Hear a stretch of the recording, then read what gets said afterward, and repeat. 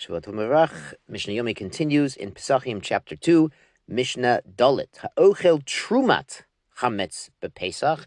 Someone ate Hametz on Pesach, and it was also trumah, that first tithe, which is given to Kohanim and forbidden for non-Kohanim to partake of. B'shogeg, he did so by mistake, did not realize it was trumah. So what's the din? Mishalem keren v'chomesh. He pays the keren, that's the actual value, v'chomesh, and also the 1/5 penalty payment, as we discussed in Zerayim when we learned Masechet Trumot, that this chomesh is actually from the outside, so it's 1/5 of the total, meaning he's adding a 25% penalty payment on the value. Now, the chiddush here is you might have thought that chametz on Pesach has no value. After all, it's forbidden for a Jew to have hana, to have enjoyment from the chametz.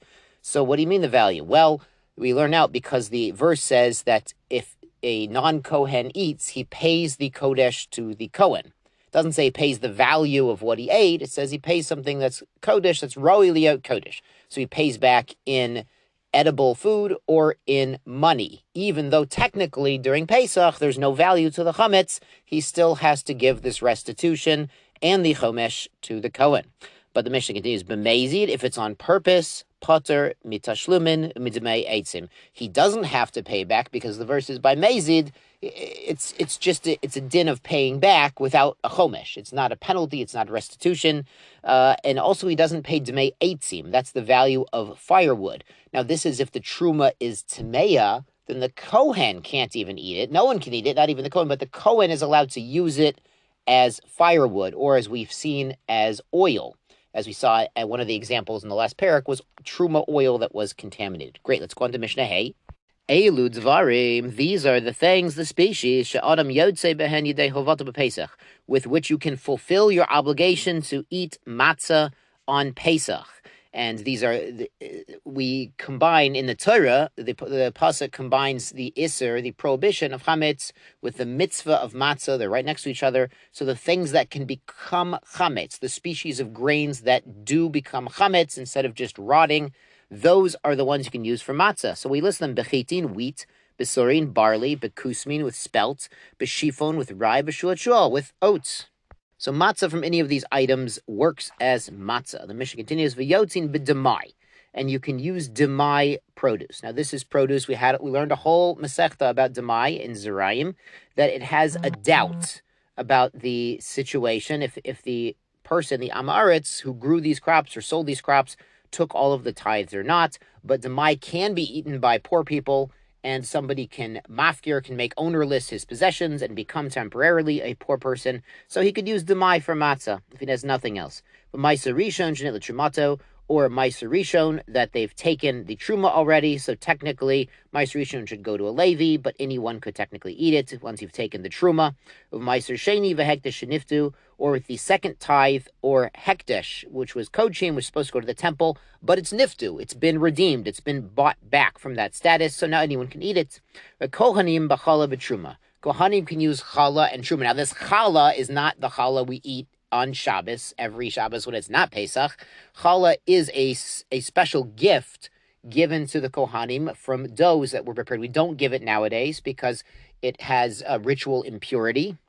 But back when they were separating challah tahara, pure challah, they would give it to a Kohen and he could use it to make his matzah. Avol lo betevel, but not tevel. Tevel is untithed produce. Nobody can eat tevel because you have not separated the tithes.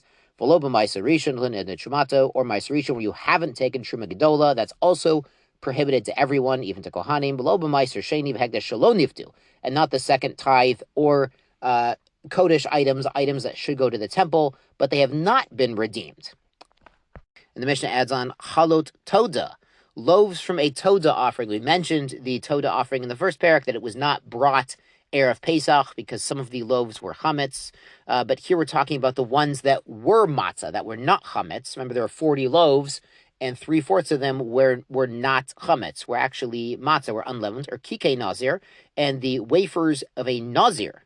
This is another kind of a mincha, and it's a flatbread. It's actually a matzah that's brought as an offering by a nazir who's completing his naziris. Asan le'atzma, if one made them for himself, for his own carbon, but then he changed his mind and decided, maybe he made extra, or maybe he says, I'll wait and I'll bring my carbon toda and my naziris after Pesach. Let's use these for matzah.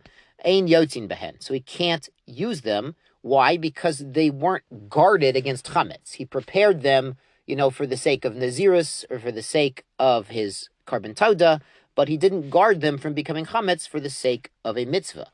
But the Mishnah ends off, a son limkor b'shuk, if he made them to sell in the shuk, he made them to sell for somebody who needs the wafers of a nazir, which are unleavened, or needs the matzah for a carbon toda. So there he'd be careful that they would never become chametz, and he might have extra ones for the matzah for Pesach, for the matzah of mitzvah, at the Pesach Seder, so he'd be careful because some of them he knows if he doesn't sell them all, he could use the leftovers to sell for people who need matzah on Pesach, so be very careful, they shouldn't become chametz, yotzin bahem. They were protected for the sake of the mitzvah, shmartem et hamatzot, shmartem et mitzvot, is what the pasuk really says, but we read shmartem et hamatzot, that matzah for the mitzvah needs a special shmirah, so here, since he had in mind, the extras could be for the mitzvah of Pesach Seder, they are good to go. Yashar kochachem, be well.